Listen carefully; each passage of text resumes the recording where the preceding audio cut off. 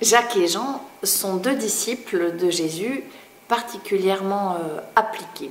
Ils veulent faire de leur mieux, ils veulent être de bons disciples, de bons croyants. Et pour cela, ils vont voir Jésus et ils lui demandent s'ils peuvent faire quelque chose pour eux, à savoir leur permettre d'être l'un à sa droite et l'autre à sa gauche quand il sera dans son royaume.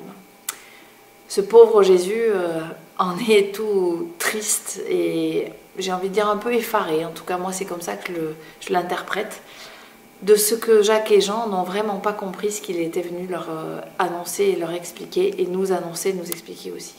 En fait, Jacques et Jean imaginent le royaume de Dieu comme n'importe quelle entreprise humaine ou classe dans une école ou famille où nous sommes en concurrence les uns avec les autres et où il nous faut toujours prouver ce que nous méritons notre place, que nous sommes bien là où nous sommes, que nous sommes capables.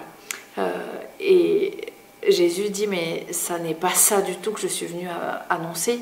Dieu n'attend pas que vous soyez capables. La foi ne s'adresse pas seulement aux gens qui en montreraient la capacité.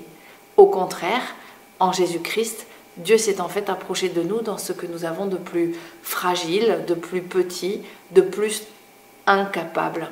Dieu s'est fait serviteur, c'est-à-dire qu'il vient se mettre à notre hauteur, à notre toute petite hauteur, comme une hauteur d'enfant. Et c'est comme ça qu'il peut nous faire grandir, en prenant soin de ce qui, en nous, est incapable. Le plus grand sera le serviteur de tous, est la clé de ce que Jésus essaie de faire comprendre à Jacques et Jean. Le plus grand sera le serviteur de tous. Et nous, si nous apprenions à nous mettre à la hauteur de l'autre, dans ce qu'il a de petit, de fragile et de blessé, nous découvririons sans doute combien cela nous fait nous-mêmes grandir sans rapetisser l'autre, mais en le laissant être lui-même, prendre toute sa place et grandir lui aussi.